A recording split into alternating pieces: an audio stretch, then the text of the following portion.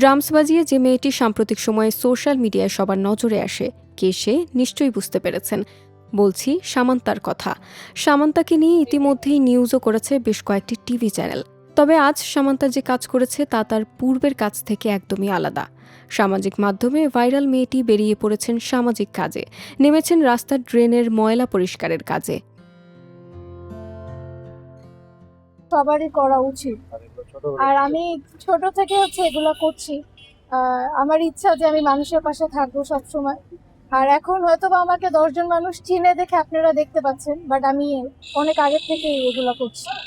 আমি সবসময় বাবাকে দেখেছি সবার জন্য করতে, তো ওভাবেই আর কি আমার মধ্যেও আসে জিনিসগুলো। আমি মিল্টন আঙ্কেলের দৃষ্টি আকর্ষণ করছি।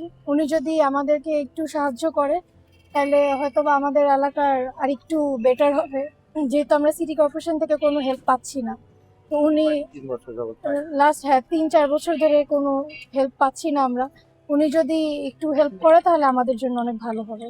আজ সকালে দেখা যায় রাজধানীর মগবাজার ওয়্যারলেস রেলগেটের পাশে অনেকটা নিজ উদ্যোগেই বাবাকে সাথে নিয়ে রাস্তার ড্রেনের ময়লা পরিষ্কার করছেন সামান্তা। এ সময় দেখা যায় কিছু মানুষ এই বিষয়কে স্বাগত জানিয়েছে।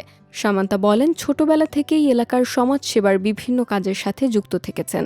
তবে আগে কেউ চিনত না বলে তাকে মনে রাখেনি। বর্তমানে ভাইরাল হওয়ায় তাকে সবাই মনে করছে, এখনই শুধু কাজ করছেন।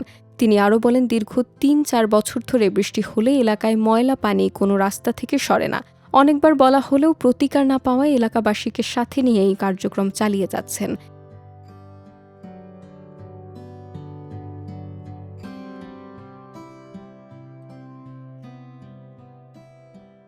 এ সময় সামান্তার বাবা বলেন, আমরা যেমন দেশকে ভালোবাসি, দেশের জন্যও কাজ করতে চাই।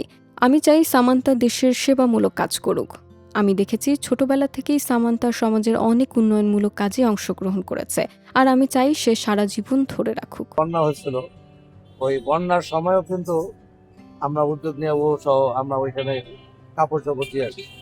তো অ্যাকচুয়ালি একটা কি বলে ওইটা ড্রামস বাজানো নিয়ে যে ধরনের হয়েছে, ট্রোল হচ্ছে, আমি আশা করি যারা ট্রোল করছেন তারা এটা নিয়েও ট্রোল করবেন। এখান থেকে পুরো মগবাজারে একদম বাজে পানিগুলো এসে রেল লাইন দিয়ে ঢুকে। আমি মেয়র মহোদয়ের কাছে অনুরোধ করবো যে প্লিজ আপনি, এটা আমাদের সবার চাওয়া, আমাদের উত্তরের 35 নং ওয়ার্ড না 35-36 সবার চাওয়া, এই পানিটা এইখানে আসা বন্ধ করেন। কারণ এত দূরের পানি এখান দিয়ে আনতেছে যে আমাদের রিজার্ভ ট্যাঙ্কি সব ডুবে যাবে।